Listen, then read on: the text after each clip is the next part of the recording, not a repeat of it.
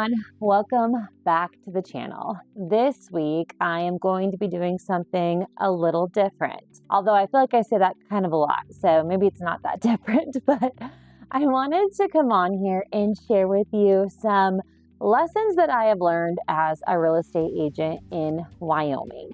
I think it's really important as an agent to continue to be in a state of wanting to learn and adapt and pivot. And I feel like there's a lot of room for that here in Wyoming because there is literally just so much going on here and there just isn't a lot of information shared about it. So when I learn something new, I definitely want to share it with you, especially as somebody who is considering making the move to Wyoming, or in particular where I serve, Casper. So I wanted to come on here and share with you this information because I am not a gatekeeper, you guys. I like to keep it transparent.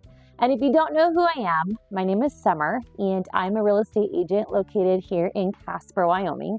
I help individuals and families make the move here to Casper every single day. I am a transplant myself from California, so know that you are not alone in making this move. I have done it. I know how challenging it can be, and we will work through it together. So without further ado, let me just get right into lessons that I have learned here in Wyoming. Starting with number one, mail. So it's really interesting how there are certain parts of the county where Casper is located. Casper is located in Natrona County.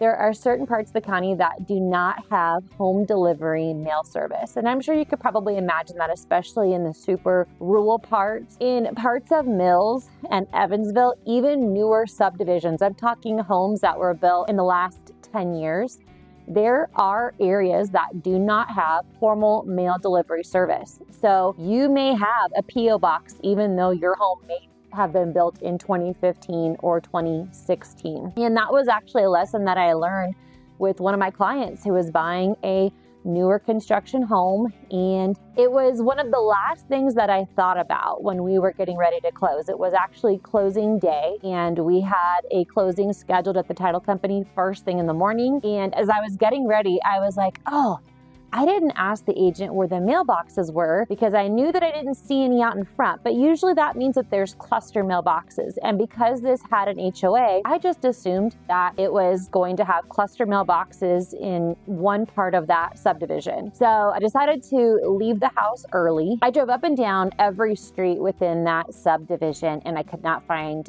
the mailboxes. So I reached out to the listing agent and asked her where the mailboxes were, and that's when she informed me that there were no mailboxes for that subdivision, and in fact you have to have a P.O. box at the local post office to get mail, which I thought was really, really interesting. And so of course I shared that with my client the moment I got to the title company. Before she started signing, I said, hey, this is the situation with the mailboxes. And she was a little bit concerned because her husband is military and there are certain pieces, I guess, of military mail that cannot come to P.O. boxes. And so I told her, I said, okay, listen, we will find a solution for this. This is something that I think is probably fairly common. I mean, this subdivision had probably close to 100 homes. And again, they were newer construction homes. I failed to believe that it was impossible for military or veterans to get mail to this newer subdivision. So I said, we will figure it out as soon as we finish getting through this closing here. And she said, okay. So once we closed, I immediately went over to the post office where the P.O. boxes were and asked them about this situation. And they said that, yeah, it's an issue, that a lot of people are not super happy about having to go to the post office to get their mail. The postal worker did not actually offer a solution for concerns with military members or veterans getting mail to the P.O. box. So I moved on and went to the main post office for Casper. And I spoke to the postal supervisor there, and he was the one that actually informed me that there is a very easy solution for this if there are restrictions with getting mail to P.O. boxes. He said that when you are providing your address to these certain entities or agencies that have issues with delivering to P.O. boxes, you write your P.O. box number in a fashion that makes it look like it's an apartment number, and there is no issue with mail getting delivered. And sure enough, that's what I advised my client, and that's what they did, and they have not had any issues with getting mail. But it was an interesting thing to learn. And it is something that I bring to your attention because I have found that the P.O. box issue is ongoing in towns of Evansville and in the city of Mills. So if you are not super fond of having to go to the post office to pick up your mail versus having it delivered, that may be something that you want to take under consideration when you are buying a home in either Evansville or Mills. That being said, I know that the mayor of Mills, she is working with our congresswoman right now to create a separate zip code for Mills to allow Mills to have a formal mail delivery service, I believe. So that is currently in the works. I don't know of anything going on for the town of Evansville, but Mills is in the process of trying to rectify the mail issue because it has been something that has bothered many residents. And I know it's created issues with property taxes. It's created issues with the census even because Mills actually uses a zip code that belongs to Casper to get mail in some parts of Mills. So it's just not consistent across the board. And so again, the town of Mills, or the city of Mills now, is trying to rectify that. And so we shall see. But anyways, when you are looking at a home in Mills or Evansville, let's explore the mail issue if it's something that would bother you in terms of having to collect your mail at a P.O. box. Moving on, legal access. So if you are buying, and this really is more so to areas where you're buying like raw land in rural parts, but this is common. I get a lot of calls from people that want to buy raw land and they want to build, and that's wonderful. And I think it's great. And it is a great way to be able to build your dream and live out in the country. But there are parts in Natrona County that are not platted. And what that means is that these areas are now, the way that you define properties are by the Mets and Bounds system. There aren't plat maps that outline the easements for these areas. And a lot of developers will do this because creating a plat map can be quite pricey and they don't necessarily want to subdivide lots. They don't have plat maps. And so these easements of where your legal access is can be kind of ambiguous. And I actually ran into this with one of my other clients who was buying raw land. It was quite a learning lesson for me because essentially we were using a road to access the lot that my clients are trying to purchase that did have an easement for access. And it wasn't until literally our final walkthrough. And I know a lot of people are thinking, what's there to walk through when you're buying raw land? Well, I just always want to make sure in an abundance of caution that my clients are 100% committed to this property and that they are wanting this property. So if for any reason there is something going on with that property that gave them, second thoughts, that's what that final walkthrough is for, right? So we were going to the final walkthrough. It was quite late at night because of the way that it worked out with work schedules and whatnot when we got there. But there was a gentleman blocking this road where my clients needed to utilize to get to the property that they were purchasing. He informed myself and my clients that there was no longer legal access using that road, and it was quite a shock. And so I had to obviously call off closing on behalf of my clients because we did not know at that point where the legal access to the property that they were trying to acquire was. And sure enough, when I went to the county the next day and started researching what was going on, there was an easement that was relinquished for that road that my clients were using to access the property. And the easement for the road that was going to eventually be built to access the property, that road had not been constructed yet, but it was mapped within the covenants of this development for this particular area. I know it sounds confusing, and it still kind of is, but all this goes to say that legal access can be ambiguous if you're not careful in double checking all of the records associated with the property. And so long story short, with that particular situation, we called off closing, and from that point forward, myself and my client started working with the developer of this area to try to see when the road that was mapped within the covenants was actually going to be constructed to allow not only my clients access to their property, legal access to it wasn't their property yet, but to the property they were trying to acquire, as well as several other lots that were further north of the property that my clients are trying to acquire. I kid you not, within 3 to 4 months, that road was constructed and my clients were able to close on the property that they wanted. And so it all worked out, but it wasn't a clear path forward initially. And it definitely created a lot of heartburn when we were trying to close on this property initially. So we need to be careful when it comes to raw land and how the legal access is documented. And just note too, that not all easements have to be recorded. So again, it can get really dicey when it comes to raw land. So it's very important that we double check all of the county records associated with that property and make sure that you're not going to have issues accessing a property that you buy. So legal access. The next lesson that I have learned as a real estate agent is that there is no perfect home. Just like there is no perfect person, there is no perfect home. And I want to relate that specifically to new construction. So I want you to remember that a new construction home is being built by imperfect people. That doesn't mean that they are bad at their craft. That doesn't mean that they don't build beautiful homes.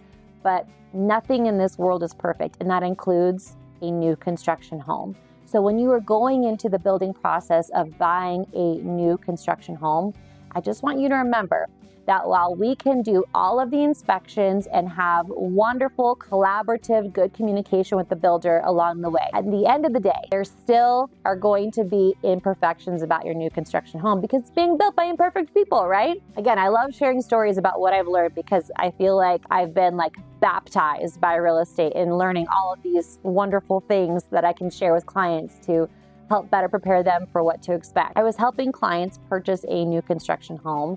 And when we did the home inspection, because I always recommend inspections even on a new construction home, the inspector found 17 different items that were concerning with this home that needed to be fixed. Now, the builder, of course, agreed to fix those items. And one of those items was a roof issue. And what's interesting about this roof issue was it was honestly, I can't explain it other than it was a God thing in terms of how it all worked out to figure out what was going on with the roof. But we had actually had the roof looked at by a roofer.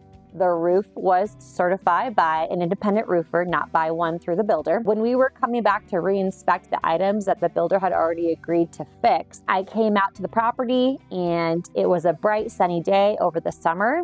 And there was actually a puddle of water sitting on the concrete patio right next to the backyard exterior of the home. And I thought, that's weird. There's been no rain.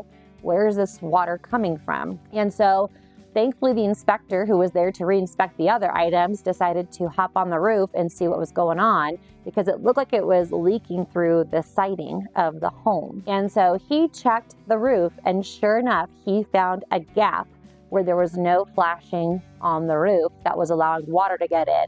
And when we called the builder to ask what was going on, they informed us that they had pressure washed the home that morning to get it clean and beautiful, getting it ready for closing, which was great.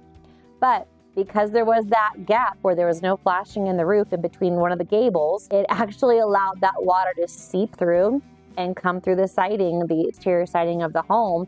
And we were able to find that puddle and figure that out. So honestly, if it just were not for the timing of how everything worked, we would have never known that there was a gap of no flashing there where the gable was in the roof, and that could have caused even bigger problems later on down the line when snow and rain come. And so we were able to get that item addressed. Again, I just go to say that nobody is perfect. And so as much as we do what we can to inspect and try to dial in as much as possible on a new construction home to make it as perfect as it can be, there still may be minor imperfections with the home. And so just come in prepared for that. There is no perfect home, but we can find homes that are really, really close, even new construction. So I share that lesson with you. The next lesson is radon. So radon, if you don't know, radon is an odorless, tasteless gas that we have here in the soils in Wyoming. And Wyoming is not the only state that deals with radon. Radon is pretty prevalent throughout the entire U.S., but there are spots where it is more common, and the Midwest tends to be one of the heavier spots where you will find radon. And while Wyoming isn't considered officially part of the Midwest, we do tend to have more elevated levels of radon. So because of that, I always recommend that clients test for radon as one of their inspections that they do. Something that I have learned throughout my real estate career is that radon levels can actually fluctuate based upon environmental factors. And so it's something that I would recommend clients just plan to prepare to make as part of their normal maintenance in their home to retest for radon every once in a while to make sure that their radon levels are still within the EPA recommended safety limits. So if you've tested your home and it came in under, that's wonderful, that's great. But it may not always stay that way depending on what's going on around the home. So for example, when I bought my home 3.5 years ago, we tested for radon and the radon levels were below the EPA recommended safety limits. So we felt very good about not worrying about radon. Well, I live in a newer subdivision and they are now building on the lots across and catty corner from me. And so I figured that I should probably retest for radon to make sure that ground and dirt movement isn't causing any change in radon. And sure enough, my radon levels are now double what they were when we first tested for radon when we bought the home. So now, you bet your bottom dollar I'm going to be investing in a radon mitigation system because I don't want anybody taking in unhealthy levels of radon because radon can cause a lot of health problems. And so if I have guests staying here or if I plan to be in my basement for an extended period of time, I don't want to worry about what type of radon I could be taking in. So I always recommend now to folks that it should be something that they just plan to retest every once in a while, especially if they're buying in a new construction neighborhood where maybe not all the lots have been built yet. Because as those lots get sold and builders start to develop those lots, it could affect your radon levels. So keep that in mind. And my final lesson that I want to share with you that I think is important is roofs. Roofs out here in Wyoming do not have the same lifespans as roofs in other parts of the country. We have crazy wind and we get lots of hail when we get those, summer thunderstorms coming through. They're very quick, but they are also kind of violent at times when it comes to the hail. And so it takes a toll on our roof. And so, you may be looking at a roof that you think you're going to get 15 to 20 years on. And oftentimes you're lucky if you get 15 years on a roof. So be prepared when you are buying a home out here to have to replace your roof, probably closer to that 10 to 15 year time span. When you talk to insurance agents out here about roofs, they will probably share with you that roofs are one of the most, if not the most common claim that they see out here with folks. Roofs are just something that you need to inspect regularly to make sure that the roof is doing its job. And it's something that you just need to prepare and budget for having to replace probably somewhere between 10 to 15 years. Just know that it's something that you're going to have to just budget for. And I know that that's not fun because roofs, can be very expensive, just like everything else has gotten so expensive, but it is also a part of your homeownership journey. So those are my lessons that I wanted to share with you today. And I hope that will help better prepare you as you look at your move to Wyoming. And if you have any other questions about what I have shared with you today, don't hesitate to reach out. I am here for you again. I love learning. And so if there's anything that I can't answer, I will do my very best to find the answer. But just know that it is my goal to make this move your best one yet. We will tackle all of the obstacles and hills and valleys of your journey together. And it's truly my honor and joy to help you in that. So reach out when the time is right. Feel free to call, text, or email me at the number below or email below. However you prefer to communicate with me, I would love to connect with you. And with that, please take care, and I will see you in the next one.